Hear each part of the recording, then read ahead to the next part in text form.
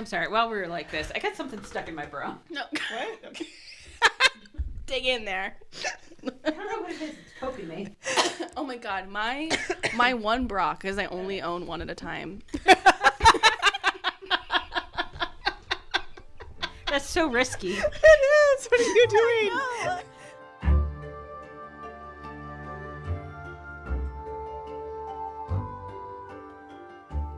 Welcome to Recapping Romantasy, hot takes on hot literature. Who are we? We are me, Maura. I am Tabitha. And I am Emma. Recapping Romantasy contains mature content from fairy smut to dragon rider torture to monster genitalia. Be sure to check the episode notes for content warnings and the links to our socials. So I want both you to know that today you have achieved a new level of friendship with me. Oh my god. And that I came to this recording with absolutely no makeup on. Oh my god. Wow, I'm honored. You still look gorgeous. Yeah. Normally I have to do it because I have such pale skin and such dark hyperpigmentation under my eyes that people think I have a black eye, but I did not care today. Yeah. Well, I'm not wearing makeup either, so. I am. Well, we almost made it. Just a little bit. It just makes me feel better sometimes. That's fair. Mm-hmm. Today we are talking about An Education in Malice by ST Gibson. It's been a while since we've read this and or reviewed the notes that we took, so Gonna be a free-for-all. yeah, bear with us. So this book starts with quite a content/trigger warning list. We always include a link or an actual list of the content and trigger warnings in the show notes. So if you're missing those, you should definitely check those out. And as this one's a little long, so I'm going to read them because they include uneven power dynamics, inappropriate relationships between a professor and students, toxic academic environments. Which isn't that all academic environments? Yeah. Mm-hmm. Blood, gore, and murder, consensual sexual content, including public sex, kink, negotiated and spontaneous, alcohol and drug use, smoking, and then brief references to racist political policies, homophobia, religious discrimination against women. One of the reasons why I wanted to talk about it is, number one, this seems really long, and also some of them is uneven power dynamics a trigger warning. I don't know. How do we feel about the uptick of content/trigger warnings? I feel like they've been getting longer and longer and more Elaborate. yeah, and also like in more books included. I really don't have a problem with them. I kind of feel like there have been times where I've picked up books that read the first chapter and thought, well, no. Put it down and never touched it again just because of what was going on in there. And it's not a bad book by any means. It just wasn't for me because of what was happening. So I think for certain people, great, wonderful. And if you don't like them, skip them. Easy enough. Yeah. Just skip that page. I like them in the general sense. There are certain topics that I don't enjoy being blindsided with them, and what is the point of reading fiction if not to enjoy it? Yeah, that's true. I think for our podcast, it's perfectly fine to list them in the show notes as we do. Yeah. Mm-hmm. There's been, I don't know if I'm just reading it more on Reddit. I like to peep on the AO3 Reddit page. It's insane. Reddit's full of terrible people. Yeah. But there's also a lot. There's always a lot of chatter around like, well, if you put that there's a major character death, then it's not going to be a surprise. Like, do you know how mad I would be if I read a piece of fan fiction and you didn't tell me one of the main characters was going to die? Yes. That was like what a lot of the comments were. But the only fan fiction I read is romance, so it means one of the people in the romance is going to die, and that would make me mad. Yeah. I don't know. It just seemed funny. I think my only feeling about them, I do like them and like that they're there. I don't know. Think that maybe there needs to be like a list that we all like choose from. Oh, like a little standardization, like what they started doing with like movies and TVs. Like if it has this stuff in it, we'll give it this warning and say it has this stuff. Maybe sexual content. Yeah, maybe not like a warning per se. Like I think YA and like new adult kind of like fits the mold a little bit there. I just mean like, I don't know. Some of the lists I've seen are like a little ridiculous. I'm like, okay, kissing. We don't need to put that in there. No. like it's a romance book. I hope they're kissing. Open mouth. Yeah. With tongue. Ew. Sorry. Well, like you said with uneven power dynamics, that's like, I don't know. That's kind of just a core story concept. Right. Like, it doesn't always have to do with sex. Right. I don't know about that one. Yeah. I think it's more like, grooming and things like that. Yeah. But, Like, I mean, that the way sounds that more... they want to put that down is their business. But Anyways. I don't know. I think it's up to the author whether or not they want them. So True. yeah. Okay. So this story has, I think, just dual POVs from the two main characters. And it takes place in the 1960s, late 1960s, specifically 1968. Laura is a nervous little freshman who is starting her first day of college at St. Perpetua's Women's College in a remote corner of Massachusetts. She's originally from Mississippi, and she's going to St. Perpetua's for their writing program. Oh, and she's like a bit of a daddy's girl with some anxiety. I hate the double possessives of Yeah. St. Perpetua's Women's College. It just doesn't sound great. Like, how about St. Perpetua's College for Women? Yeah, I like that better. Yeah, better. I listened to the audiobook, and the author immediately assaulted my ears with the British pronunciation of cicada, which was cicada. Yeah, which is wrong. Oh. Yeah. Yeah. Is the narrator British? Or she just chose the wrong way? I don't think she's doing a British accent. No, I do know when it's the other one's point of view, she puts on like a slight middle European accent. Yeah. Mm-hmm. I feel like that would But put I'm me pretty off. sure this one was just standard American. Oh, okay. Yeah. Again, it's been a while. Yeah. So, okay. True. Months. We just Who talked knows? about- We're just talking about stuff. There's no Yeah. We're knowing. making it up. So Laura meets Maisie, who is her senior mentor, and tells Laura that she has to come to the bonfire that night. Laura's like, oh, I was just going to like stay in and pray, but she ends up going. And bonfire night is like part ritual, part college tradition, which I say, aren't they all? Quick aside, I was also in a sorority, which is like, I don't know, feels like doesn't match my vibe, but It really You tell doesn't. me, It yeah. doesn't match your vibe at all. Matches your family's vibe. yeah, that's true. That said, okay, like you're like northern sorority. Like Oh, yeah, I yeah, come yeah, from yeah. southern sorority That's land, which very is a true. totally different vibe. Yeah, I was not the same. Yes, we were small and like not that preppy, if you will. We were like a weird one, if that makes sense. Yeah, there were no weird sororities where I come from. Yeah. So anyways, I feel like I'll bring up the fact that I was in a sorority like a few times. I think I do. You do. Yeah. I know you do. All right. It's cool. Cool. Thanks. Do you know I've never even been to a frat party? Neither have I. That's all right. They're fine. I don't want to go to a frat. Well, no offense. I don't think you should go to a frat party now. You're well past that. Just let that go.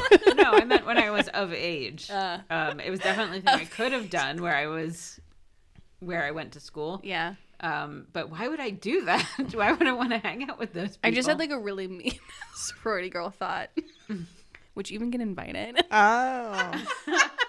Wow. I mean, no, I'm so I sorry. wouldn't, was because so I'm not cruel. friends with those people. I'm so sorry. After you just told us that we reached a new level of friendship, I'm like, listen, That's like- I'm going to beat you up. Your insult is that a sorority wouldn't think I was cool. No, a fraternity. Yeah, but that's Even less do I care Yeah, about the that's true. opinions of frat bros. it's a pretty normal night, the one that's happening in this book, the bonfire night, until 25 girls in long white robes holding flower crowns appear to sing St. Perpetua's song. And Laura notices that it's not a fight song or anything really like uplifting that would normally be sung at a pep rally, but it's kind of gloomy. So back to my sorority. So we had like a few songs that we had to sing for ritual, and every single one of them was like so unbelievably creepy. Like they were always in like a minor key, or I don't know what it was. If it was just like women in robes singing, just felt like a little cultish, which like it was. But even the one song that we sang when someone got like pinned, which is basically like a fraternity boy like gives you his little like fraternity pin, and that means like it's like college engagement kind of type stuff. Gross. Yeah, but we would like sing that song, and then you had to like pass this thing around in the circle so many times. This is like secret stuff, guys. Wait, you would pass the boys' pen No. around the circle? There's something I can't, to be honest, I have a terrible memory, but so we would sing so we would go through normal ritual. We're all wearing these like church choir robes. At the end of it though, then we would get into like this big circle, and there's like about 100 people, but only like 80 people usually came to ritual. So you have to go around and sing this song in a circle, and the amount of times this like object got passed around was like symbolic of what we were ritualizing. I don't know. Okay. So like if it passed around like once, it would then you would like stop it at your like if I was like singing like I got engaged, like it would go around like 3 times, and then I would stop the thing at me, and then everyone would stop singing. So like we're all kind of like waiting and watching until like the random object reaches you, and then we're like, oh my god. But it was stupid. Like once was like friendship or something. Twice was like for dating. No one ever did those. Thank God. I think 3 times was for pinning. 4th was engagement, and 5th was like pregnant or something. I don't know. Someone did get pregnant at my sorority. I was not there, so I don't have to do the little singing thing. But yeah, but it was like really creepy song again in minor key, and then like we had to do it for so long. So like sometimes we'd be in there for like 10 minutes singing. Maybe not 10 minutes, but like a long time. So to go back to the creepiness of it, I think that might be like a small girls' college thing. Oh. Like one school I know of literally has like their part of their song is true to you, will sing to you in gladness or in tears. And it's why are there tears? Right? Yeah. Why are there tears? And they also have a lot of creepiness in their ceremonies, especially in the 60s. Like it was all like, let's dress up in flowy white gowns and stand around in creepy circles and hold candles. That's basically what we do. Yeah. I think actually we pass around a candle now that I think about it.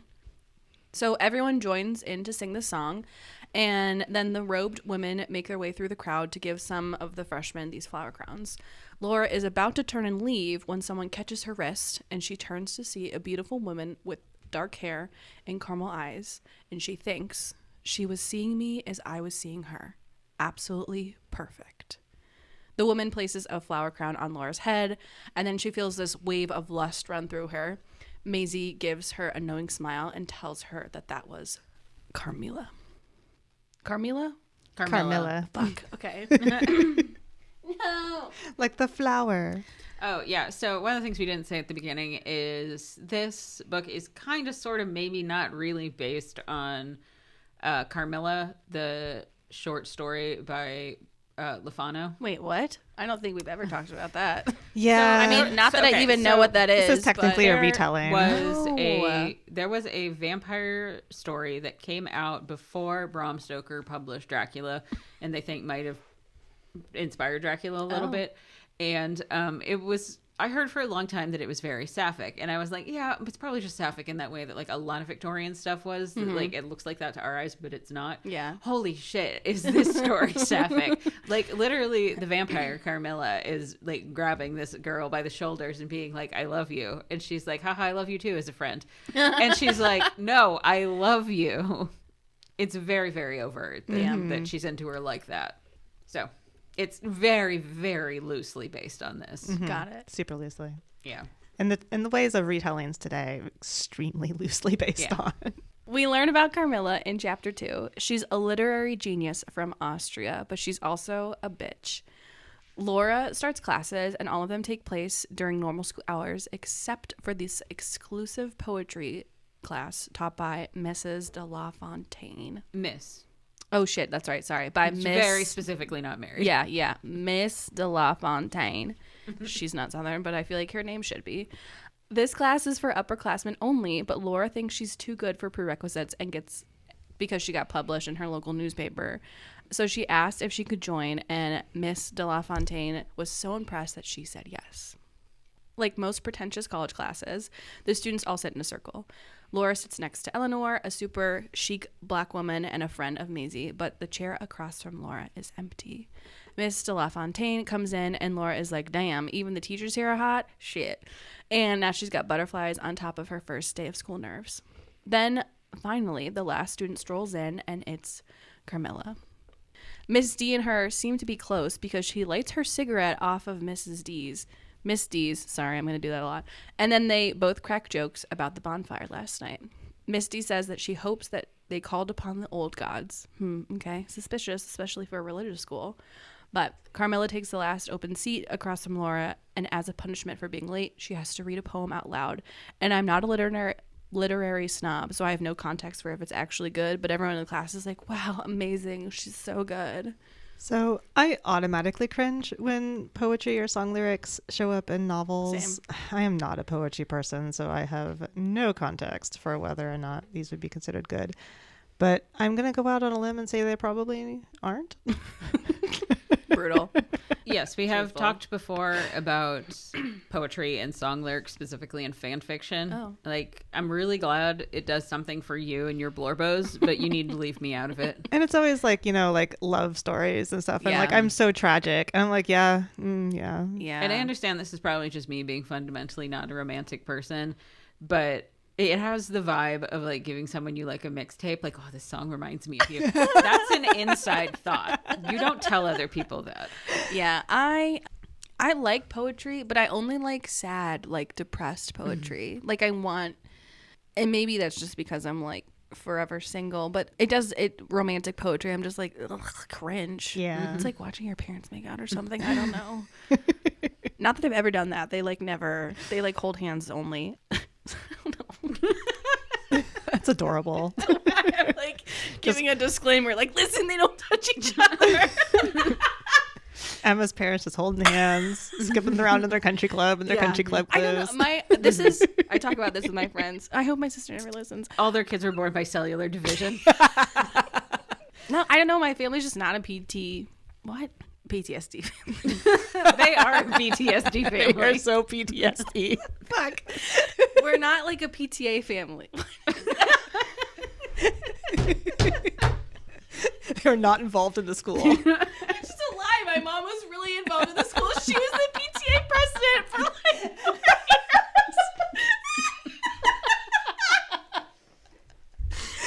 She seems like a PTA president type of person. She is. She absolutely is. PDA is what I meant. Yes, we're all there with you. Okay. Then Miss D is like, well, we got to haze the new kid a little. So, Laura, you read something. So she reads her poem, and it's silent for a beat too long. She's getting nervous, and she's about to go into an anxiety spiral. But Miss D is like, wow, amazing, gorgeous. And everyone claps. But Laura looks across the circle, and Carmilla is not happy.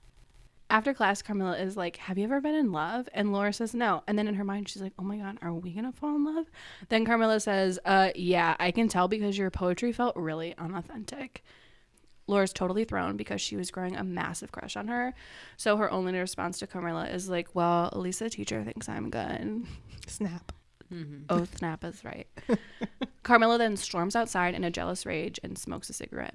She's annoyed that she ever thought that Laura was pretty in a plain sort of way. So now she hates her.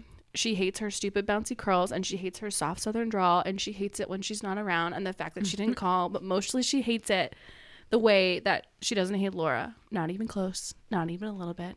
Not even at all. Yeah, I started thinking about Heath Ledger here, looking totally Yeah. destroyed. Like smash cut to Heath Ledger going, oh Yeah. no, she loves Just me. heavy breathing, Yeah. trying to smoke a cigarette. Yeah. uh-huh. Then she gets pulled. Carmilla gets pulled from her stewing by Miss D coming outside to share her cigarette. Miss D tells her not to be jealous, that Carmilla needs some competition. Carmilla's like, sure, fine. But why haven't you invited me over? And Miss D's like, we really shouldn't be talking about this where anyone could hear. And Carmilla's too desperate to care. She's thirsty. She's worried that she's been replaced in this little tryst and that Laura maybe is going to take her place or someone else. Who knows? Miss D is like, Carmilla, you should be more worried that I take too much from you. Okay. Weird choice of words. But we move on. And Carmilla says, I'll give you whatever you need. Then Misty picks up Carmilla's wrist, gives it a little kiss, and then bites down. This is when I decided to hate Delafontaine. I assumed she was going to be the villain of the story, but we'll see. Mm-hmm. It gets kind of complicated by the end concerning her. So, I don't know. yeah, I hated her the whole way through. It's still we'll wrong. Get more. Yeah. Oh, yeah. Yeah. I was never a fan. Laura is trying to keep up with Misty's heavy workload by giving herself a little treat every time she finishes a reading assignment. And I used to do this by putting M&Ms on my pages, and I would eat one after I finished it. But Laura rewards herself with vintage erotica. Mm-hmm. The way that my brain slowed down when I read this, I was like, vintage erotica, what? I mean, people contain multitudes, but this really threw down a tone. Yeah. I ended up having a whole spiral of thoughts about how this collection of vintage Victorian erotica got added to the collection of the library. Specifically that it is in a front-facing collection. I don't know if it's lending but you can at least access it without having to go through the special collections where you usually have to justify like why you need to see the material. But you could just like walk up to it and start reading it. So like who added it and in what capacity? I want to know more. So You want to meet this librarian? my undergrad library, they had Playboy. What? Really? Yeah. And I remember someone saying that they didn't have the pictures, but they did. Of course they did. Well, somebody went through and cut them out. Yeah, right. Well, I'm like, Steve, that's a lie. They are, the pictures are there. did you hear the one line from, I think it was Alito at the Supreme Court hearing about putting like more serious age restrictors on like porn sites? on Pornhub. He Yeah. asked if there were like articles on it, like in Playboy. He was like, well, like in Playboy, is there like, you know, essays next to the Yeah, because the pictures? essays were definitely the thing that people wanted. Right. But it's the highbrow essays. Right. Yeah, when I heard about that, I had another whole crisis about the fact our government doesn't understand technology. No, they don't at all. It's like, dude, have you ever seen porn? Are you Which is still why- reading Playboy? Yeah. First off, who purchases that? No, it does. Anyways, she's deep in the stacks, flipping through a Victorian porn magazine when Carmilla finds her. And she's pissed, Carmilla is, that Laura got the last copy of the book that they needed for class that week, which is not the porn. You know, that's beside the point. So they squabble about who needs the book more until Carmilla grabs it out of Laura's hands. She opens it to realize that the good little church girl is in the library in public looking at porn. They then bond over the images, and Laura gives her a book of erotic poetry for some bedtime reading and wishes that she could be a fly on the wall while Carmilla reads it. So Carmilla reminisces about how she met Miss de la Fontaine. Apparently, Carmilla's obsession for Miss D started long before she was baring her neck for her professor during her independent study. The second Carmilla turned 20 and got access to her trust fund, she left her Swiss finishing school to enroll at St. Perpetua's to study under Miss D. Wank, wank. Carmilla became Miss D's prized pupil, receiving praise in public and in private. She had trained her sleep schedule to match Miss D's, becoming basically nocturnal so she could be there whenever her professor would need her. Yeah, and Miss D just like let this happen. Let this young woman cling to her well, giving her nothing really. Mm-hmm. Yeah, absolutely nothing. Well, tutoring. Yeah, she had to get some tutoring. Yeah. Mm-hmm. And Laura wouldn't do that. Laura wouldn't understand what Miss D needs. Laura couldn't handle it. This is Carmilla thinking, not me. Only Carmilla could. So she needs to become Miss D's little star again. And what better way than figuring out what de La Fontaine was researching in secret? Yeah, this is where like the injection of some sort of external plot begins. And I was like, I think this book could have had better served if she'd actually done that a bit more. Yeah. But, we'll get there. Yeah. Good point. I had something to say and I forgot it. So she sneaks into the library and gets the St. Perpetua's college history books that Miss D was using and notices the note that her professor had scribbled in the margin. The answer lies beneath. Which is also a crazy way to say that when you write notes to yourself, but Yeah, it is. The answer lies beneath. Like, beneath what? yeah. Like, you write that down, you're immediately going to forget what you were talking about. Why not just be like, oh, the crypt. Spoiler. Yeah, I'm just you kidding. write down, it's in the crypt. Yeah. Go there. Yeah. Circle and then encrypt. That's literally would be my note. The crypt of this building specifically. Also, like, who writes in library books? I mean, I guess yeah, people that's do. also a dick move. Yeah, Yeah. it's such a dick move. I knew a guy, he was on a public bus once in grad school, and he was standing there minding his own business, by which I mean he was staring directly at this girl who was writing in a library book. And so he leans over the girl's shoulder and he's like, "You're gonna go to hell." Damn. Yeah, and she's like, "What? Huh?" He was like that. Shit. I felt bad for, like, dog earing my pages, but anyways. You also shouldn't do this I to don't- library books. I If it's your own know. book, it doesn't matter. I know. I was young. Okay. One time I lost a library book for like 7 years. And how did they not know I had ADHD? So anyways, the semester passes. And Laura starts to wonder about Carmilla and Miss D. How she didn't notice anything weird from the first class is beyond me. But she doesn't let her musings distract her from her studying and writing, so she can show off in class to annoy Carmilla, who's also the star of all of Laura's poetry. She's really become obsessed over her really quickly. So did anyone have to sit through those obnoxious academic rivalries in college? No, thank God. Yeah. So like this inevitably happened for me in upper level Latin classes, and you have not lived until you've sat through 2 douches arguing over their translation of Obita Suetonius. It was like chef's kiss, master level assholery.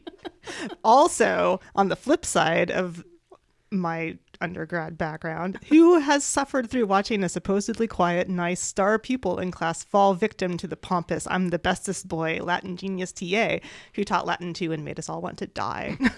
Not me either. I think we had very different experiences in college. Yeah. So, that's just my PTSD. I think that people just got elitist about each other's research topics in my major.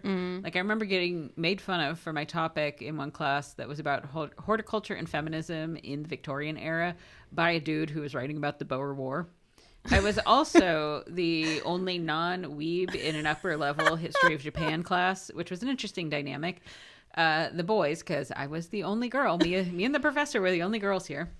The boys were constantly disappointed that our professor, a woman of Japanese descent, did not know their anime references. Cool. So cool. Right? Yeah, no, I don't think so. In some of our education classes, it was like a little judgy because you're like watching, you had to like watch other people teach and then like critique them. So it was kind of maybe like an art class in some way, but no one was really like the best at it because we all were like new teachers, so we were all bad at everything. Professor de La Fontaine noticed her hard work, Laura's hard work. After class one day, she invites Laura to a very selective, very discreet seminar for promising poetry students at her apartment on Friday nights. She writes her address on Laura's hand and tells her that only one other student is invited. Oh my gosh. So, okay. I also went to a professor's house all the time as part of a secret select group of favorite students. Oh my God. Yeah. But like we just played pool and his wife gave us snacks. That's nice. Yeah, it was so cute. Yeah. We didn't even drink. It was just like, let's go play pool. Surprisingly wholesome for an academic small program with a history of being considered elite and inaccessible, and the inspiration for books like The Secret History where they murder people and a recreation of Dionysian bacchanals. But, I had a very wholesome experience. That's nice. I never went to a professor's house. Ever. Did you? I don't think I ever went to their houses. There were a couple times that I hung out with some of the students and the professors in a group elsewhere in town, but I've never been to their houses, I don't think. Yeah, no, never. I mean, in education, you have like a very hard, I don't know, they like drill it into you, which is good. You are a teacher, they are students, you are not their friends. So Laura arrives at the professor's apartment and Carmilla is already there looking cozy. They drink absinthe. Gross. Yeah, it's not my fave. And discuss religious poetry that is actually just an allegory for sex. Carmilla basically calls Laura out for being a big fat virgin who didn't notice it though. Miss D makes a few remarks about her being much older than she appears, and Laura and Carmilla recite a poem together about a devil convincing a human to sign over his soul to him. They recite poetry for... It's called The Devil Went Down to Georgia.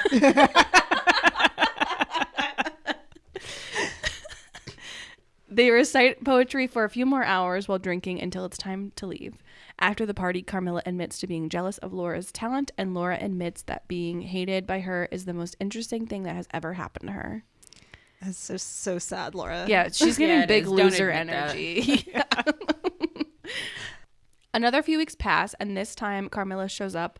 Laura is already there. They drink and recite poetry again, but this time Miss D really critiques Carmilla for not innovating and says some fucked up shit about Carmilla's mom leaving because she doesn't want her and her becoming Petra Pan. So Carmilla storms out and kind of breaks out of her cult-like obsession with her professor. Yeah, I mean, fuck that. In front of a girl that you have a rivalry with, that personal, like bringing up her bad mom. Yeah. Like how about her mom like abandoned her? Yeah, right. Yeah. It's unprofessional. Mm-hmm. Well, I mean, on top of everything else. Yeah. Yes, on top of everything else. Okay, so Carmilla storms out. Laura chases after Carmilla and tries to make sure she's all right. But even after being read to filth by her professor, Carmilla is still defending her genius to Laura. And Laura's like, dude, she's fucked up. And Carmilla's like, oh, really? Then why don't you drop out of school and go back to Hillbillyville, you fucking loser? Yeah, not the move. Neither of them will budge on anything, so they make a truce and decide to let Miss de La Fontaine pick the better poet. They seal a deal with a handshake, and Carmilla kisses Laura's hand, which leaves her all hot and bothered. So, yeah, okay, around here, I really didn't understand what this story was going. I thought we were looking into what De La Fontaine was researching, but no. We're just being weirdly obsessive. At least team up to figure out what she wants, or work together to uncover the secret, fall in weird obsessive love over dark academia researching. That was what I wanted. Yeah. And I was getting a little bit squirrely right around here. Yeah. I mean, since Miss De La Fontaine picked up, came into I was like, I don't like the vibes of this. But it could, I see the vision. Yeah, the vision is beautiful. And then I was like, I don't actually see if it's going to happen how I want. So, yeah. Moving on. Yeah. Eleanor and Laura, they hang out for a few days later, and Eleanor invites Laura to spend Thanksgiving break with her in San Francisco. Laura's thrilled until Carmilla shows up because apparently Miss D wants to know if Laura's okay after what happened at their little study session. She leaves, and Eleanor is like, dude, how do you have a crush on Carmilla? Because she's a bitch. That's beyond me. And Laura seems to struggle with some internalized homophobia, even though Eleanor is like very chill with everyone being a lesbian for the time frame of this book, in my opinion. I don't know. Well, I guess people were becoming more accepting of gay people and gaining more rights around this time, like, right? Yeah, this is the late 60s, which is, the rise of the counterculture movement, free love, all the rage, etc. Yeah. It seems to me people in college would have been even more likely to see homosexuality as a chill thing, since, college campuses were instrumental in the Vietnam protests, like Make Love Not War. True. So, yeah, I think they were probably a bit more chill on college campuses anyway. Like, I'm pretty sure the old traditional boomers from now who are like, like into the 1950s were not. But, counterculture, fine. Honestly, I thought Laura didn't struggle enough with her homosexuality for her time and place. A lot of hippies and beatniks were really homophobic by modern standards, the same way that you could say that they were also extremely sexist. You had the rise of the gay rights movement around this time, yes, but that definitely was still a pretty small counterculture thing. And Laura specifically is from a small town in the South and part of a religious family. Yeah. So the fact that she was just kind of chill with it, not only that, but as we see later on, kind of with the BDSM thing. Yeah. She was very knowledgeable and very okay with all of this. I'm sorry. I wanted to see, I think I would have expected her to come in with more repressed attitude and kind of blossom into her homosexuality. But I don't know if the book is really short. Like it's not moving long at all. fast. I don't think it was really setting up for that. It was just like, nope, she's fine with it. Moving on. Yeah. I would not to get into my thoughts and feelings about all of this, but I am now.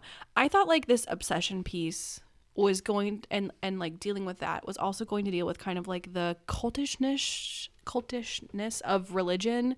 And then that was also going to like kind of be like reflected in the obsession of like the bloodlust and also like this godlike pedestal that they put Miss D on. And I was like, that is going to be the piece, and it's going to be about like breaking through, being obsessed with God, or like thinking like God is the only thing. I thought this was going to be way more goth than it actually is. Yeah, you really wanted that heavy through line. Yeah, and I did. Yeah, just like I wanted an external plot, you wanted a heavy through line with that religion. And then, like, well, all and of that. also like the obsessive nature of like this weird threesome relationship. Yes. With the like bloodlust part of the vampirism. I was like, this is beautiful. You could do so much with that. And then I was just let down. Yeah, it didn't happen because this book is not about that. Yeah.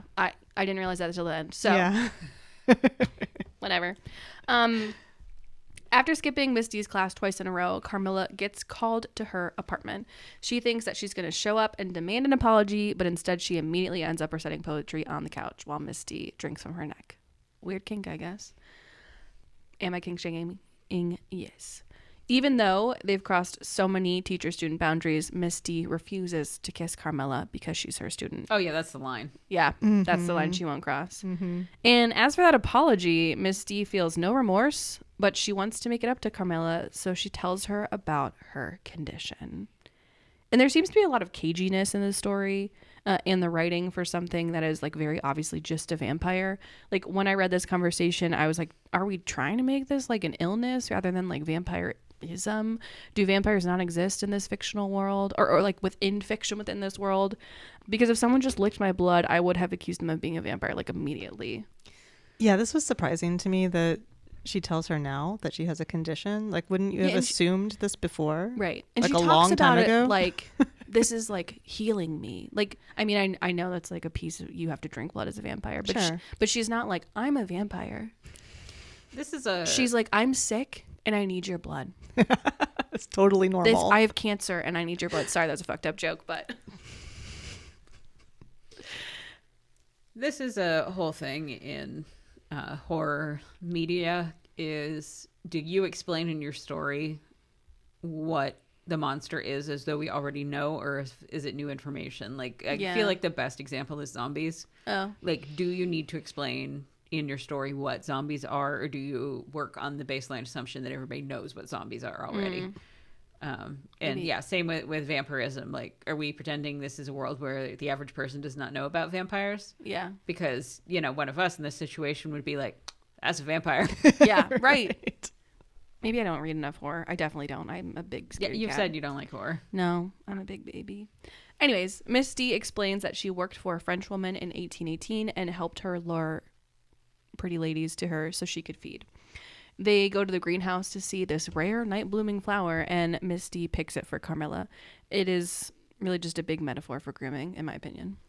The thing I really didn't like in this story was the grooming aspect. Same. Like, I guess all vampire romances have crazy age gaps if it's a vampire and a human. Mm-hmm. But this one is particularly noticeable for me because of the teacher-student dynamic on top of it. Yeah. And we never really get any sort of like, hey, this is real fucked up moment. It's more presented as an unrequited love situation. Yes, I think that's where the story falls apart for me, because as someone who was a teacher, like, that was never a line I ever crossed ever. Like, I wouldn't even consider any of my students friends. Yeah.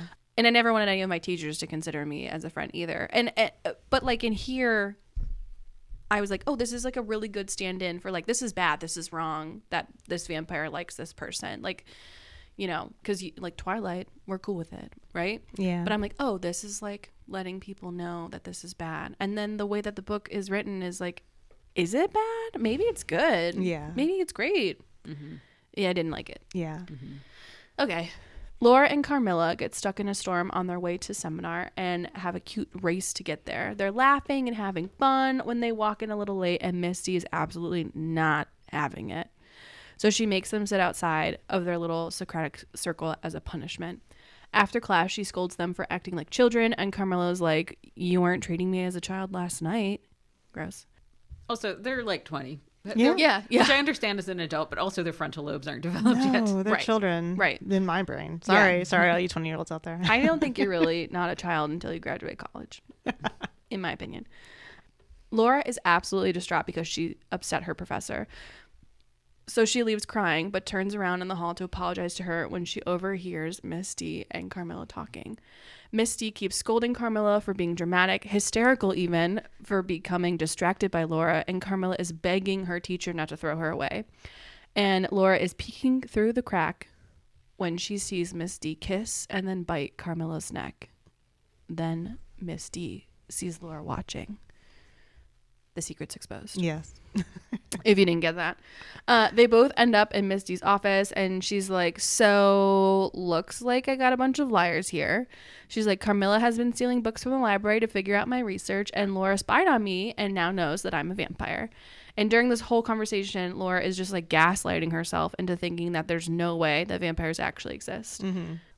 So this was, okay, right around here, I was thinking to myself, Misty is acting super strange. Yeah. Well, she's never not weird, but yeah. Yeah, I know. She's never not weird, but it's never clear to me what she is being weird about. Yeah. Yeah. True.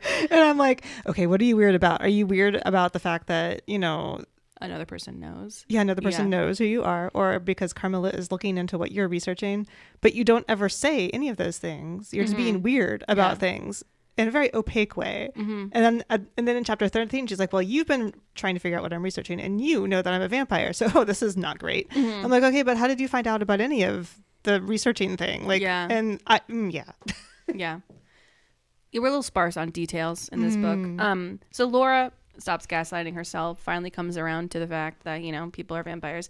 And she's like annoyed that Carmilla has kept this secret from her, but not horrified that her classmate is letting their teacher feed from her, even though she was horrified that she thought her classmate was like making out with their teacher like 5 minutes ago. All of it was bad. Like, all of it is very frustratingly not good. No, definitely not. And Misty's like, Laura, would you keep this a secret for us? And Laura's like, yeah, seems like I have to. Girl, what do you mean? They have nothing on you. They like, tell everyone, call the police right now.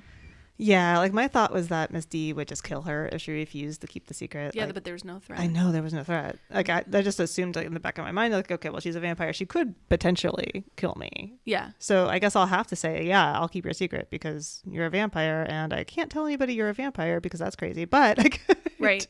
Like what? What could I accuse you of? Yeah. I just hate this professor so much. It's like, it's like, I mean, fundamentally, a student caught you making out with another student, you're threatening the student not to tell. That's what's happening. Yes. Right. And not like, I'll give you an F. I mean, I know that's kind of like, I know, like, sure, she was groomed, so like she trusts her and everything. And I've not been groomed, luckily. But, like, you know of. I know of. Bragging. Privilege. Every podcast I just like dig the hole deeper. But what I was going to say was like, wouldn't you, even if you were in a grooming situation or a strange power dynamic situation, whatever it's called in this book, that if someone had something on you, you would threaten something in response, even if it was like, well, I'm not going to hang out with you anymore, you know, like, or I won't like love you anymore if you do this. Isn't that usually the vibe? But there was no sort of like, there will be consequences if you don't do it. It was just immediate, implicit trust. There has to be some sort of consequences, I would say, to keep the secret. You keep the secret or else. Right. And even Laura was not like, at least, again, I don't remember. It was months ago. But even she was not like, well, if I tell, then then Misty's going to get fired. And then I'm not going to be able to get an education. Right. Like, I don't remember that being a thought line. Right. And things are really fast here. So it's like, I can buy that maybe Miss D's her favorite professor. She wants to still like have all of her prestige and all of her like the stuff from before. So maybe she can just forget that this was a thing. But I don't know. There was really no consequences to it. It's just like, hey, do us a favor. Don't tell anybody. And Laura was like, okay, cool, bye. So anyways, Laura was like, okay, I'll keep your secret. And Misty is like, perfect. I was going to tell you anyways. Then Laura tells Carmilla that they should be friends because, you know, friends keep each other's secret or some bullshit like that. I thought this was just unbearably naive. Yeah. Like genuine kindergartners on the playground level behavior. I could just keep secrets, therefore we're the best friends. Yeah. Well, like even in that little race that they had earlier, maybe that's really the allegory here. I don't know. We're all actually 5. It's worse than you thought. I don't know. I know they have both been groomed by this professor, but like the lack of like reflection or introspection given by Laura in this chapter was really frustrating. I don't want to be on Miss de La Fontaine's side, but I don't know. But it would have been interesting to see more of how Laura like justified this. But the plot moves so unbelievably quickly. It does. It moves really, really fast. This is a short book. The plot moves fast. It is almost completely focused on the obsession aspect. Yeah, that's it. And that's really it. Else. Yeah, so it doesn't really have any time for Laura to sit around and think about these things. And on top of that, she is so unbearably naive. Yeah, she's stupid. I don't even think this would come across to her as a problem. Yeah, but she knows about BDSM. Anyways. We're going to get there. You just wait. Yep, we wait. So now it's Halloween. And fast. I don't even remember what time it was back then. September. Thank you. So now it's Halloween, and it's like a super, super fucking nerdy Dante Inferno themed party because we can't just have normal Halloween, I guess. So every floor of this, like, I don't know, building, dorm, I guess, is a different level of Dante's Inferno. And Laura is an angel. And Carmilla is Anais Nin. I think it's French. And I feel as someone who studied French, I should know this, but like obviously I don't. So she was a French writer, mostly famous for writing erotica and for her diaries in which she discusses her sexual exploits, including with her father. So Ew. I don't know how you make that a costume, I guess is what I'm saying. I don't know. I do have to say the Dante Inferno themed party sounds really cool, but also something that nobody's going to be able to pull off. No, yeah, you would have to go to a super nerdy school to do that. Yes. Oh no. Yeah, no, that's a bullshit pompous costume. She would dress up as that. But then again, I once did dress up as Isadora Duncan for Halloween, but at least she had a gruesome death. She really did. Who is that? Guys, I didn't study classics, obviously, or whatever the fuck this is related to. Long story short, she was a dancer, like one of the first kind of modern dancers. Oh, okay. Had a dancing school. Really tragic life. A bunch of people died. And then she was in her, I want to say 50s. She was in France and she was getting ready to go on a long weekend with a much younger man. Mm-hmm. And it was the 20s, I want to say. She was wearing a really, really long scarf.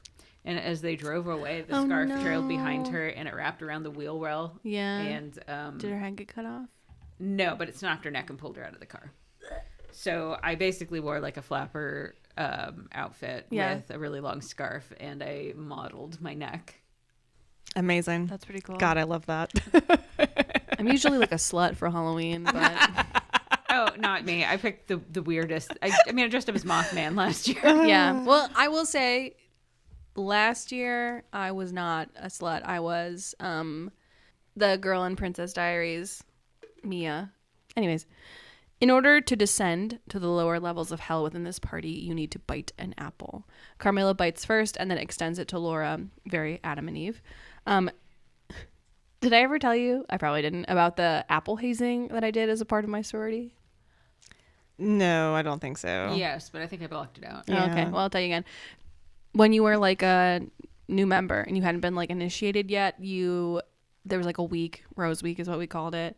And you had to like, each night was like themed after like a grade. So there was like freshman night where we just like all hung out, and there was like sophomore, junior. Senior night though was the last night. It was Friday, and we would go to the different senior houses, and there would be like an activity that was like light hazing at all of them.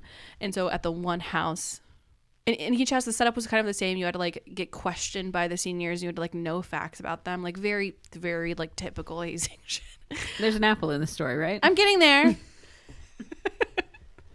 Let the unmedicated woman tell her story how she wants, okay?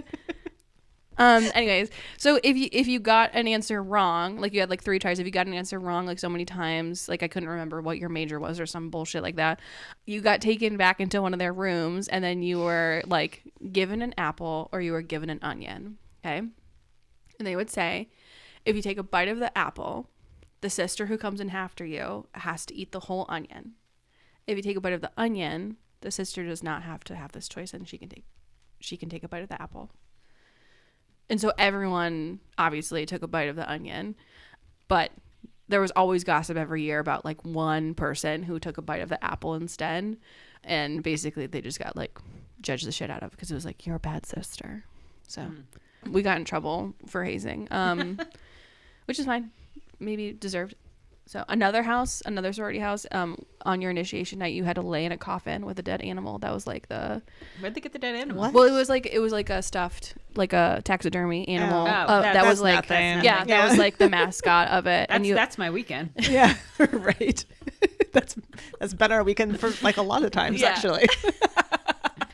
hazing's bad. Don't do it. So anyways, Carmilla and Laura are having fun and they're getting closer and sharing cigarettes and they're holding hands. And then a boy swoops in and ruins it, like They always always. do. Yep. Yeah. Mm-hmm. He's probably dancing too close. Yeah, exactly. And he was, because he's dancing too close, and he makes out with Carmilla while Laura watches, and then she storms off because she's jealous.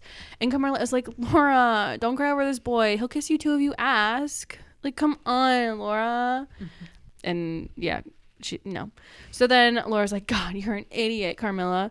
And then she pushes Carmilla against the wall, and Carmilla's like, you won't. And then they kiss.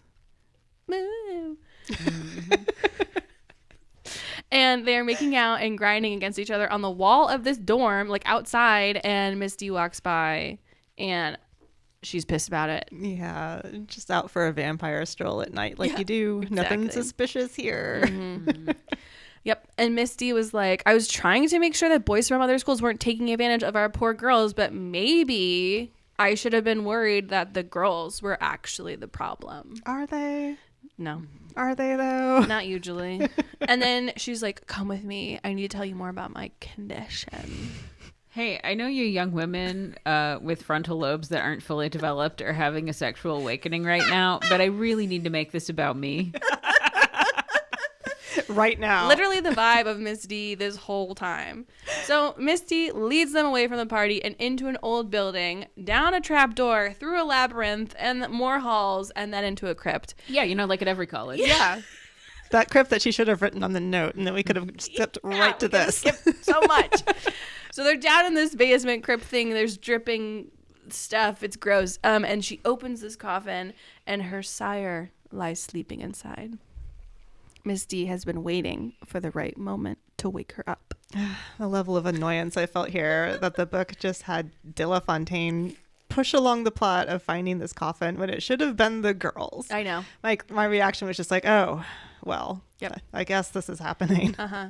And Laura wonders if she's actually being hazed. And this reminds me, oh, I already read this. I already told you about this. But it reminded me that there's another sword on campus that had an owl as their mascot.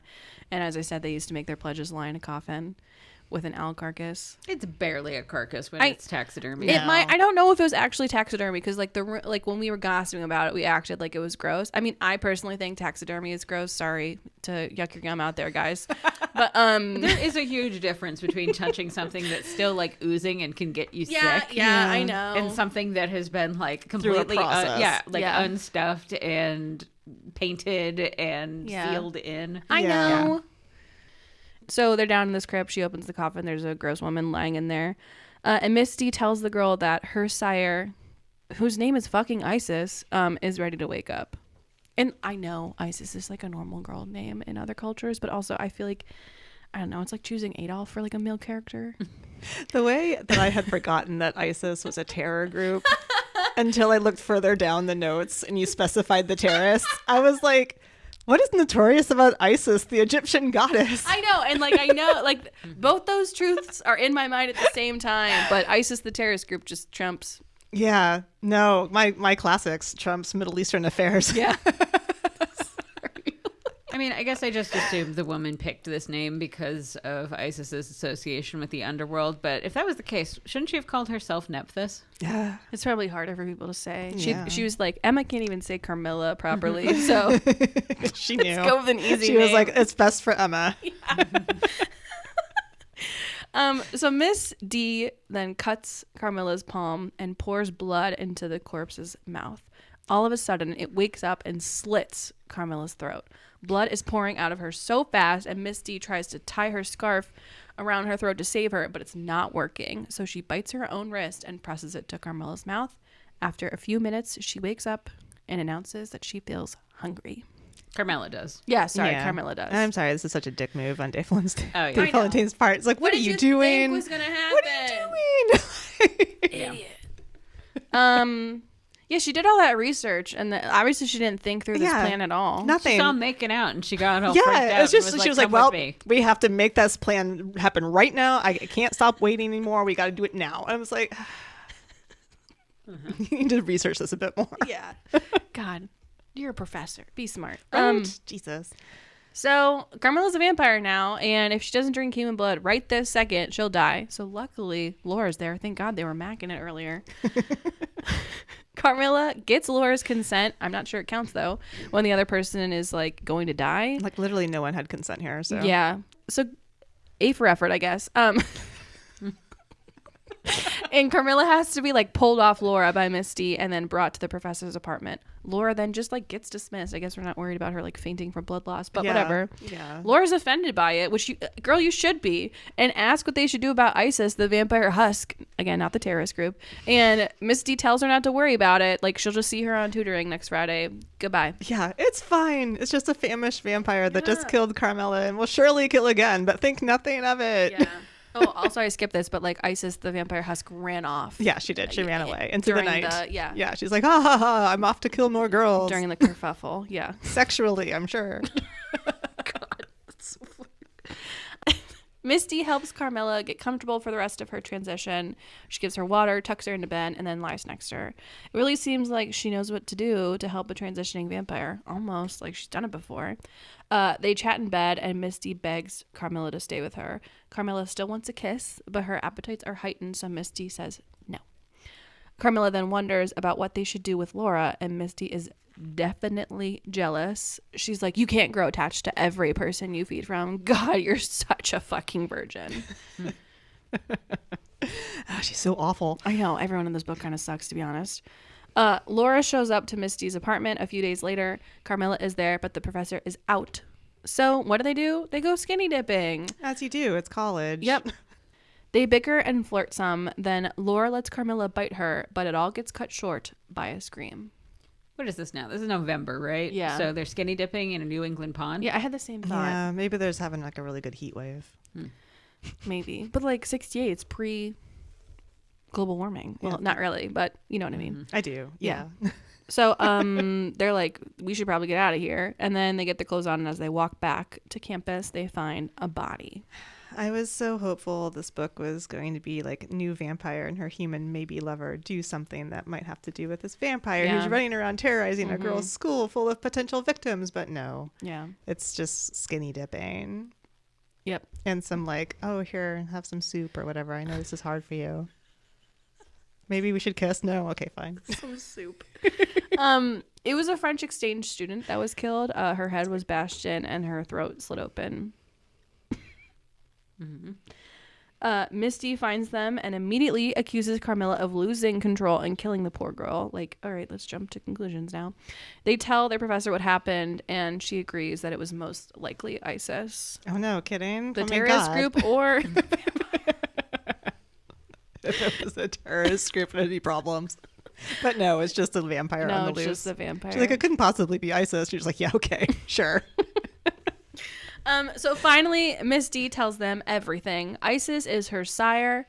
They fell in love, but this woman broke Misty's heart. She then chased her sire all around the world trying to win her back. But when Isis made it to America, she was depressed by the Industrial Revolution. Aren't we all? Yeah. That was the real like low point. Yep. And then she went into a vampire coma. Can you imagine just being so sad by something? Just immediately coma. She's like presented with a train. She's like, I can't do this. It's so ugly. Like, why does it look like that?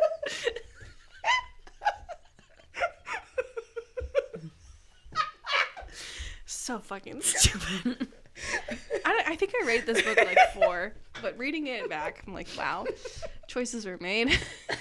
So anyways, Isis convinced the architect of the school to build her a final resting place, and Misty spent 5 years navigating the tunnels to find her coffin. Oh my God. Okay, wait. 5 years navigating a small college for women, and it took this long. See, this would have been really cool to see, like, okay, maybe there's like a whole labyrinth of tunnels underground. We don't know, we're just told. Okay, great. She brought Carmilla down there to wake Isis up with her blood, and Laura was just like there. Okay, it wasn't planned that way. We know. And now Isis is awake and hungry, and she's going to gorge herself on students. And Misty doesn't care because she loves her. Isis, I mean. Yeah, she's still like, Carmilla, did you kill this girl? Yeah. When she knows full well it wasn't her. Come on. Love makes you blind. I'm so mad at this woman. I was jealous of a couple of children, and I was losing my victim, so I forced you two into this fucking vampire pack. And now the woman who never loved me is back and killing people. Help me. Yeah. It's really like, that's a lot. I don't really feel like helping her. No. Just figure it out, lady. Like, Miss de La Fontaine sucks so bad. Carmilla takes a bath to warm up, and Laura cleans her scraped knee, and then Carmilla licks it clean. Nice. Laura then soaks in the tub, and when she's under the water, Carmilla begs her not to leave her alone with Miss de La Fontaine. Sad. Yeah. A few days later, Carmilla brings some of her senior friends and Laura to the old bell tower for a graduation tradition. They all carve their names into like the cracked bell, and then they get drunk. Carmilla tells Laura that she thought she got what she wanted, but now she isn't sure anymore. She isn't sure of what she wants at all. But she is sure that she wants Laura. She gives her a smooch, and then Laura asks if that means that they are dating, and Carmilla's like, duh. God, again, she's just so young and naive. But anyway, like, all of this is, as they just let this vampire they woke up rampage on in the night, and like, sure, okay, why not? At their Friday session at Miss LaFontaine's, she announces that she's bringing Laura and Carmilla to Vampire Society. Laura's like, but I'm not a vampire. I don't think I can go. And Misty's like, oh, don't worry, dear. There will be thralls and companions as well. Both give their blood up to vampires willingly, but thralls are a little different. Then she tells them both that they can have anything they want as long as they respect the hierarchy of predator and prey. Gross. I have thoughts on why vampire romance is sexier without that sort of dynamic, the predator-prey thing. Yeah. In short, I've always liked that vampires are powerful and can harm humans, but they also have known weaknesses, like they can't go in the sun, they can't go into a home unless they're invited, etc. So a human still has a lot of power in the situation, so it's more like a give and take. Sort of like how a cat is a vicious predator, but I can also roll them up in a towel and force them to take a pill. Beautiful metaphor. Yeah, I think that's why all these like alpha men romances are kind of popular, is because it's the idea that like men are dangerous and like they can't hurt me, but this one who's so powerful and big and like strong, he's choosing not to. He's making an exception for me. Yeah, you're the exception to the rule. Yeah, but I don't actually know if people are reading into it that way. I don't know if they realize that they're reading it into it that way. Yeah. I think they're just like, ooh, big hot man. But like, Yeah, I mean, I think that's like the subconscious attraction. yeah, I think it's a little, the dynamic is more fun in monster romance. I think it's sort of in similar my to why opinion. like how women like true crime all the time. It's just like, I think there's a security in it. Yeah. You know, like women walk through the world always worrying that they're next, right? And this time they're not, because they're just listening. Yeah, this time they're not. They're just listening to it. That's a good point. Yeah, it's like, it's just a safety sort of feeling. They get to the party and it's full of capital D debauchery, gambling, drug, sex, rock and roll, and drinking blood. They meet their hostess, Magdalena. Yeah, Okay. Magdalena. Who tells Carmilla the only rule is to respect the privacy and pleasure of her contemporaries, and tells Laura that she must get Carmilla's permission before letting someone else drink from her. They also make a point of telling us that the account of Saint Germain is there. I mean, I like, no, yeah. What was it, 1700s in France? He's a known rich guy who was also into like magic and shit, Oh, alchemy kind of stuff, and there's just a lot of like a lore around. Maybe he wasn't actually killed. Maybe he's still alive. Maybe he's some kind of immortal. that's cool. Why didn't I He know about randomly that? pops up in like vampire books sometimes. Oh, Yeah, kind of like Rasputin. that's cool. Carmilla and Laura explore the house before making their way back to Misty and Magdalena whispering. Misty is obviously asking for help with something, but Magdalena doesn't seem to want to help.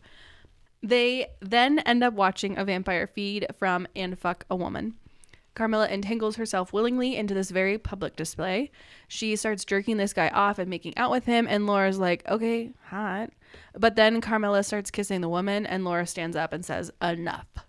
She then tells Carmilla and the couple that they have to do what she wants. And she is in Laura. And Laura starts commanding them like she's directing her own personal porno. Carmilla crawls over to Laura and is like, let's find a room. And Laura's like, no, I don't care where, as long as it's with you. Romantic. Yeah. So right there in front of everyone, Laura eats her out, and then Carmilla returns the favor again right in front of everyone. And just a reminder, Laura's a big fat virgin. It is quite a leap Yeah. for a first sexual experience. I mean, I not to talk about college again. Oh, no. I did know this one girl in our sorority who she did not tell me this. She told my friend she was a virgin and lost her virginity, and then they were like in church or something. They were at a church for ritual, and she told my friend that she lost her virginity in a threesome and got like maybe DP'd. I'm not sure. Jesus Christ. I know. Or maybe she just had anal as well that night. I don't know. Back to the Alrighty. book. That's a lot. Exposing a lot of secrets. So do we think, does it count as like Laura losing her virginity in this case? I'm not a lesbian, so like, where's the line? Is it only penetrative? So, like, this is a good time to remind everyone, I think, that virginity is a social construct That's of the true. patriarchy to keep women's sexuality under control and defined by men's desire. It's not real. Yeah. Yeah, Power to the virginity people. isn't real, so you can say you're sexually active whenever you feel like that is something you want to say. That said, this all seems like a lot for someone who is sexually inexperienced. Right. Even if you have a voyeurism kink, you don't usually go from 0 to 1,000,000 like this. Yeah, I Yeah. mean, she's been looking at porn for a while now, but Victorian again, porn. Yeah. Victorian porn. Yeah. And again, like, I think the book really does downplay this, like, I'm from the South, I'm from a pastor's family, Right. I'm so Yeah, her repressed. dad's a pastor. Yeah. It really downplays that. So it's just like she goes from 0 to 60. And I think the book expects us to just hop along with that ride. Like, no problem. She's been looking at porn. She knows what she's doing. Like, does she? I guess. Yeah. Porn really rots the brain. Oh, yes, it must. So they do all this in public. We're all cool with it, I guess. And then they return to Misty, who's not happy at all again. And like, but why? Because they had public sex or they had sex with each other and didn't include her. It's so frustratingly vague for me. It feels like she just hates that they're happy. Yeah, Yeah. she does. She's a jealous old bitch. Laura feels a lot of shame for what she did, and she hasn't been able to see Carmilla. This is post party now, but she remembers that she has other friends. You know, good memory, and she goes and talks to Eleanor. She tells Eleanor that she fell in too deep, too fast, and now she's a little hurt. Eleanor tells her that her and Carmilla need to break up, or they need a break. I'm sorry. So Laura decides to go to San Francisco for her fall break, and like. I wasn't alive for air travel back then in the 60s, but could you really just like buy a plane ticket in a few days before your trip? Like that's how this is like set up. Yeah, so I was not alive in the 60s either, but I'm a history nerd, so airlines were regulated back then. So you had to fly, even though you might have a plane that's mostly empty. It's entirely possible to just stroll up to the counter, get a ticket, get on the plane like it was a bus. Oh, damn. My mother's memory of flying back in the 60s was that it was super fancy, like you would dress up for a flight, on which, of course, you could also smoke. Yeah. But yeah, it was just a totally different world. Crazy. Yeah. You didn't even have to show ID in the 60s. You could just show up, buy a ticket, and go to the gate. And now you Yeah. take your shoes off. Oh God, I was watching a lot of Home Alone over the holidays because I have kids, and oh my God, the airline mishaps that occur in Home Alone 2 are just so wild to think about in the post 9/11 world.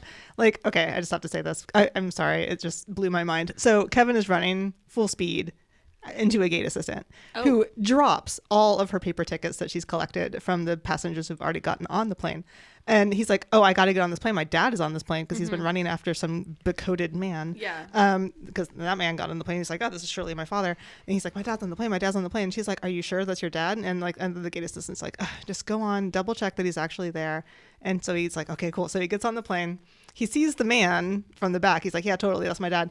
And so the people are like, well, do you have a ticket? He's like, no. She's like, oh yeah, just go in the back of the plane and sit down. I'm sure there's a seat back there.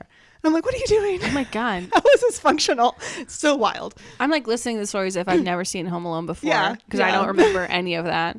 That was the sequel. That was Home Alone 2. But yeah. Still. Damn. Yeah, 9/11. Yeah, I know. It changed airports forever. Never forget. So her time in San Fran is so unbelievably normal. It's like a montage of every 60s and 70s reference that you could possibly know. They call things groovy, and they watch the Andy Griffith Show until Carmilla calls. She's upset that Laura left without telling her. Valid. Nah. And she says that she wants a fair shot with Laura, but something has obviously happened on campus, but she won't tell Laura what it is. Carmilla spends her break learning all about vampirism from Miss de La Fontaine. Miss D reveals that vampires aren't social, but some create little families together, and she has just considered starting one of her own when Carmilla showed up on her doorstep. Like, convenient. Yeah.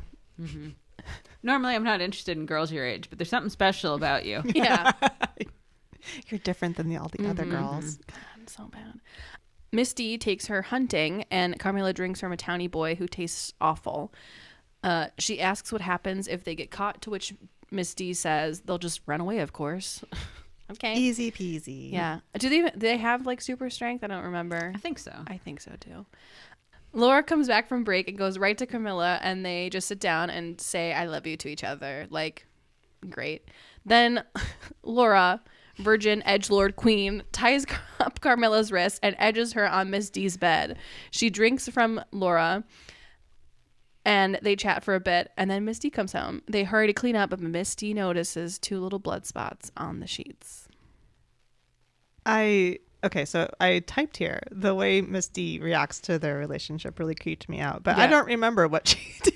So She's weird always. Yeah. Honestly, they were fucking on her bed. Yeah. They really were, and that's super, super weird that they're just like, yeah, let's get the blood all over the sheets, and that's fine. No one will notice. Yeah. Also, like, the only thing that is there, this evidence is the blood. Like, I mean, I don't know. I guess not. Whatever. I was gonna make a joke about squirting, but it didn't come out right. There's the joke, actually. Nice pun. Good work. It's an accident. Carmilla convinces. Do you think it's blood what when they squirt? Oh, in the book, or in real life? In real life vampires. Oh, I thought you just meant anyone squirting. Is it blood? I was like, no, it's like they know what it is. It's like not pee, but it's almost pee. It's pee. I have read literature about this. Thank you. Do you remember, what was it I showed you? The thing where they use like sheet pans to catch it? What? Yes. She showed me a very crazy research study that was done about what is the liquid when people squirt. Damn. Mm-hmm. And they had like people have sex, and then they had these sheet pans that they would run in there and try to catch it. It was a very bad study. It was a horrible study. No, I meant vampires. I was making a joke. Maybe vampires when they squirted blood. Yeah. Okay, we're gonna have to link that in the show notes now. Yeah, I wonder if I can find it again. Cite it.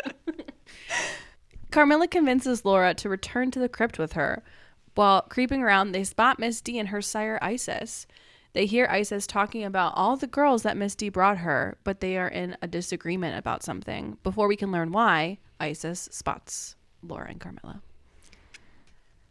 When I read this, it seemed to me like Miss D was providing Isis girls to eat in the present. Yeah. Is that right? Was that what's happening? No. No, I think Isis was just running amok and killing girls. Yeah. Okay. I think she was like, why won't you do it again? Right. Okay. So I think that was what I was expecting her to be doing, that she would just immediately start like falling into this way of Isis and giving her girls to eat. Because I think I just wanted Miss D to be more involved in trying to get Isis to either calm the fuck down by providing her victims, or be the one who's providing the victims, just for the fun of it.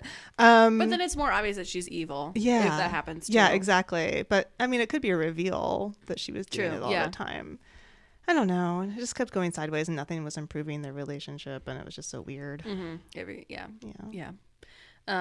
Carmilla and Laura run out of there and pretend that they are playing Scrabble when Miss D returns home. Nice save. Good cover. Yeah. Virgins. After this, Carmilla slowly starts to realize that the real Miss de La Fontaine isn't who she thought, and that her professor is being influenced by that monster Isis, just like Carmilla, is being controlled by Miss D. A cycle of abuse. Yeah. Almost as if that's the point of the book. Right. She confronts her about this at a bar, and Miss D is being a bitch back to Carmilla, and then Eleanor spots them. She tells Miss D that she hasn't seen Edith in 3 days, and Miss D is like, oh, not to worry, she's probably at a dance competition. Her and Carmilla go outside, and Carmilla confronts her. Carmilla's like, dude, Isis just killed another girl. Like, we need to kill Isis. And Miss D is like, you don't understand. Carmilla is like, geez, I was so stupid for obsessing over you when I was nothing but a blood bag to you. Correct. Break the cycle, Carmilla. My God, this woman is a complete waste of space. I know. She sucks. Miss D throws her wine glass at the wall next to Carmilla and then realizes what she did and then fawns over her. She says, oh, Carmilla, I'm so sorry. You just think you love Laura so much, but it'll pass. Don't ever leave me. I'll be so nice to you. You're the bestest, most amazingest person ever. And Carmilla only half believes her. So baby steps. Yeah, baby steps. She's improving slowly. Yeah, throwing objects against the wall is a huge improvement in the relationship. Also, Misty admitted to still being in love with Isis, so like maybe just let Carmilla go and find someone who can actually love her. Right. No, because she's a narcissist. Yeah, it doesn't work. Yeah. A few days later, campus security finds Edith's body bloodless in her bathtub. Between another death and finals, everyone is on edge. Not in the sexual way. Laura is studying when Miss D asks her to go on a walk with her. Miss D asks Laura to spend part of her Christmas holiday with her and Carmilla, and adds that Laura should not worry about Isis because she will take care of her, but she needs to wait until after Christmas. Yeah, Edith is dead, but we have to celebrate Christmas. Priorities. Yeah. We're just gonna circle back to this Yeah. after the holidays. Who else could die between now and then? Surely no one. Yeah, we all know murderers take a holiday. Yeah, they take breaks. Yeah. Vampires are known to love Christmas. Yeah. Favorite holiday. Yeah. The three of them spend Christmas together. Miss D then gets a mysterious letter on Christmas Day. She leaves a note where the girls can read it, and it's from Isis. It Where do you says, think she got the paper? in that crypt. Yeah. It's full of paper. Sure, they got loads of paper down stationery is where they kept Yeah. the stationery. there. Yeah. It's monogrammed. I'm sure it is. And it says, it won't stop happening until you come home to me. Lots of sides from You're you. the one who dumped her. Yeah. And plus, weren't they just having a conversation? She's like, you have to stop this. Like, no, I won't. I never will. Why would, yeah. But a note is, we need the evidence. A third body is found on New Year's Day. So I guess murderers don't stop. No.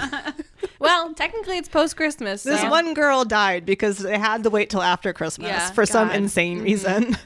Ugh. And Miss D tells the girl to Let her handle it. Yeah. I totally am going to handle it. I know, and they don't believe it. God damn it. Finally. I 100% don't believe you now. It's not just 50%. It's 100%. But that good old Catholic guilt is eating Laura alive. So she does what any church girl does, and she goes to confession. And when she leaves the little confession closet to say her Hail Marys, she spots Miss D in the church pews, and Miss D then confesses to Laura. She didn't know that Isis was going to be so horrible. She thought that maybe she would have grown kinder after sleeping in a coma for 50 years. But she woke up as cranky as ever and is demanding that Miss D prove her loyalty by killing Carmilla. What sense does this even make? None. Just say I'll love you forever if you bring me people you don't care about to eat, and the thing with Carmilla will take care of itself. Like okay. Yeah. You know what all of this is Miss D not handling the rogue vampire. Well, yeah. She's what, lurking in a church and being like, hey, Laura, can I talk to you? Yeah. I know there's a priest here that I can confess to, but can I instead tell you my sins? How many Hail Marys should I pray, Laura? God. Have you ever gone to confession before? I'm not No. Catholic, so I wouldn't be able to. It's terrible. They My would mom kick me used to straight make out me of the go. booth and be like, Yeah. who the hell are you? I used to lie in confession because Well, you of course. you have to tell this old man all the bad things that you've done, and I just would be like, Nothing. I was mean to my sister. He was like, "Is that all?" And I was like, "No." He was like, "How else have you sinned, child?" And I was like, "I lied to my parents." And he's like, "About what?" And I'm like, "I don't know. It's like, do you need to know? Is Please that stop important? asking me questions. This is none of your fucking business, guy." What was your confirmation name? Oh, because it's my Oh. middle name. Spoilers. Because I was fucking lazy and I was like, I'm not picking anything else. And Misty won't kill Carmilla because she's like a daughter to her, which, like, gross. The way I had to stop and breathe when she said that Carmilla was like a daughter to her, I'm like, sure. Yeah. Sure. I don't even want to go down that thought train. Yeah. Misty is just at a loss for what to do. But luckily, Laura, she has a plan. God. It's like the smartest virgin out there. Wonderful. So Laura leaves a note for Isis to come up to the surface. She holds Laura hostage while Misty and Carmilla stand a little ways away. Isis convinces Misty to let Laura go because if she doesn't, she'll kill Carmilla. Laura runs away and Misty drags Carmilla to the greenhouse. Misty then picks up a silver sickle and holds it to Carmilla's neck. Isis leans in to give Misty a kiss, and while she's distracted, Misty slices Isis's throat open with the sickle. She then takes... I don't know why I say the word sickle so many times. She then takes the sickle and cuts Isis's head clean off her body. They're both covered in blood, and Misty hugs Carmilla, soothing her as if she didn't just threaten to kill her. Then Laura runs in holding a knife. She sees them both cradling each other and then hugs Carmilla. This was so chaotic. Yeah, it was really chaotic. I was trying to follow what was going on. I was like, I don't know. Yeah. It's also hard. There's a lot of she's and hers to like parse there through too. is a lot of pronoun confusion. Yeah. I had this problem when I did Taste of Golden Iron. Yeah. You have to say their names a bunch. Uh-huh. I would have liked this part much better if Laura had been the one to kill her with the sickle. Yeah. Because it would have been like protecting Carmilla and all that. Mm-hmm. Yeah. Yeah. And like poetic. Again, and like, it's like, what is Misty's point? Yeah. What is she doing exactly? Yeah. Also, hot take, I think Misty should have died. Yes. In this scene. I think Misty kills Isis. That's like a nice end of that cycle of abuse, and then Carmilla kills Misty. And you know, the cycle is over officially. Yeah. Then you can move on. Definitely like we're moving on. Yeah. Nope. So instead they bury Isis's body. Does she deserve it? No. And Misty gives her severed head one last kiss. Cute. Yeah, that's kind of gross. They all go back to the apartment and clean up, and Misty makes them recite a poem for her. As you do. In a book like this, you must No. break out some more poetry. And so now it's spring. Carmilla graduates, and they go to Misty's apartment to find her moving out. She's going to Nice, apparently. Carmilla asks to go to Nice too, but Misty says no. And also says, I learned love at the hands of a monster. In the end, I worry I did to you what Isis did to me. Yeah, that's, I guess, the supposed emotional core of the book. Like, she was preyed upon, so she preyed upon others in the same way, with maybe the suggestion that Carmilla will do the same thing to Laura if she doesn't break the cycle of abuse. But I don't know. I really found Misty to be a hard character to understand. Yeah. She seemed all over the place, had really few motivations, and even the one motivation she did had, she was like, I'll wait after Christmas. It's fine. I'll get to it eventually. Yeah. Yes, this is a cycle of abuse story, but I feel like we never reckon with the fact that Misty did abuse Carmilla. Yeah. It wasn't as protracted or violent as her relationship with Isis, but it was the still bad thing to do to somebody so young. Yeah. Yeah, I felt like there was a lot of we have to somehow redeem Misty. But I'm but why? She didn't deserve it. She didn't really deserve to be Not in my opinion. She was such a bitch the entire time. Mm-hmm. Well, because she was the groomer. Yeah. And everything she did was her grooming them. Yes. And then she was like, and then what did she do? I learned from my mistake. What did she do to get redeemed? She Nothing. killed her abuser. Okay, fine. Yeah. Only after the two people she's been grooming were pushing her and pushing her and pushing her to do it. Yeah. Yeah. I have feelings about this book. She then hands Carmilla a letter from Magdalena. Magdalena is inviting Carmilla and Laura to summer with her in Spain. Everyone's going on a Euro trip, apparently. Yay. Carmilla and Laura are at Magdalena's house before their flight when an old vampire gives Laura some advice. She knows how hard it is to love an immortal, so she cuts her hand and bleeds into a teacup and offers Laura the chance to become a vampire. Laura picks up the cup in the end. That's it. Does she actually drink it? Who knows? We don't Sorry, know. that was my very foot. Lady of the Tiger ending. Yeah. What do we think, guys? So I wanted this to be more focused on the external plot than the lesbian angst, I guess. Mm-hmm. And I mean, I guess I'm a plot person, so that's a me problem. I just was just like, this vampire's murdering people. Why are we not taking this into account? Where's the urgency? And I think my problem is that I grew up on Buffy the Vampire Slayer. Yeah. I grew up on Vampire Diaries. Mm-hmm. And these are people who were kids, but they had, the ability to get shit done. Yeah. They didn't sit around and be like, well, I don't know if I can do it until after Christmas. Yeah.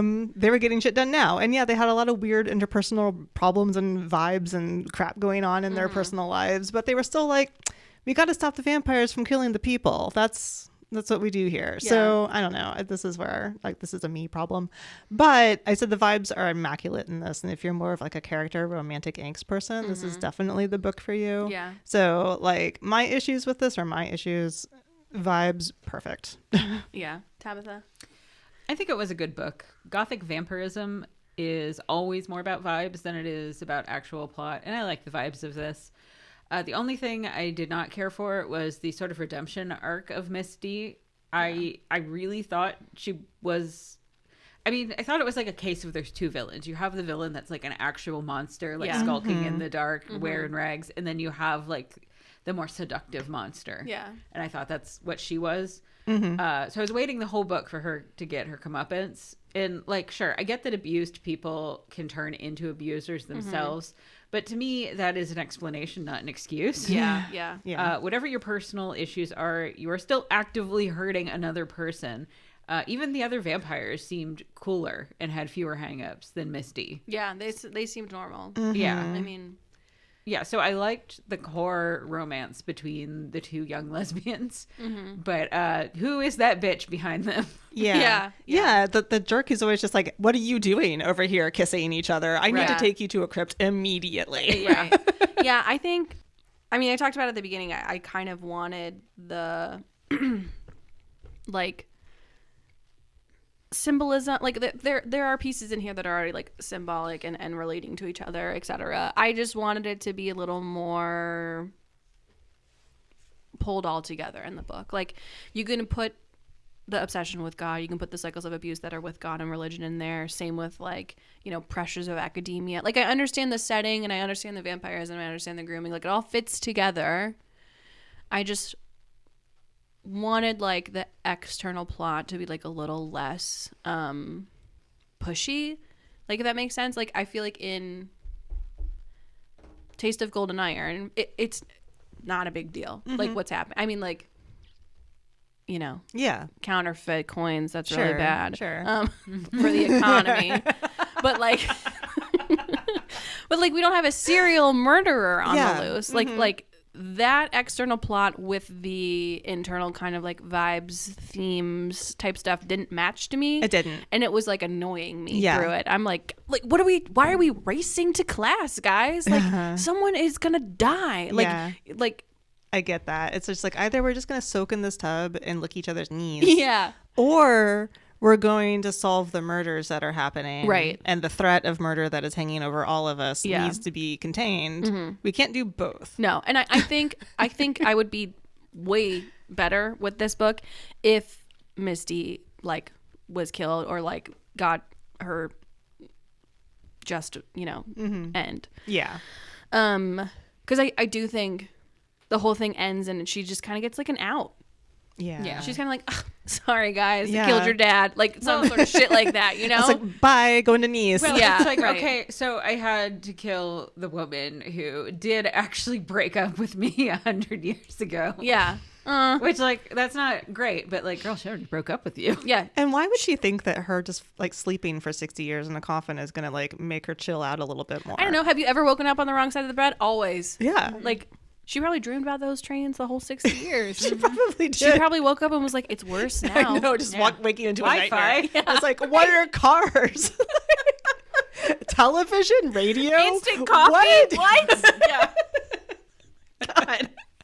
Yeah, so it wasn't my favorite. I can't remember what I rated this. Probably higher than I would rate it right now. You but rate everything higher than it deserves. You do. It's just like, if you finish it, it gets 5 stars, and I think that's adorable. Thanks. I just want everyone to have a good time. Like I said, the vibes in this are really great. They are If good. you are here for character and romantic angst and like the weird lesbian sex that happens in public, great. I am so here for that for you. Yeah. I'm just a plot person, and I was just like, why are we ignoring this? Yeah. I just didn't like that they had sex in public for the first time. I'm a bit of a bold romantic choice. at heart. It was bold. It was Like, super bold. do it in missionary, kiss when you come. That's what I want. Like, just at least for the first time, you know? Then you can do butt stuff after, okay? Yeah, it's like you have to have some sort of emotional connection first, and then you can move on to the public sex. It just feels, God, guys, don't you know the basics? This is a romance, you guys. Yeah. So, anyways, if you want a book like this or a different book, you know, we have book recs for you. Yeah, we got some book recs. I actually liked A Dowry of Blood by the same author. It's another very short book. It's a cycle of abuse story with vampires. It's got the gothic vibes that are what everyone wants.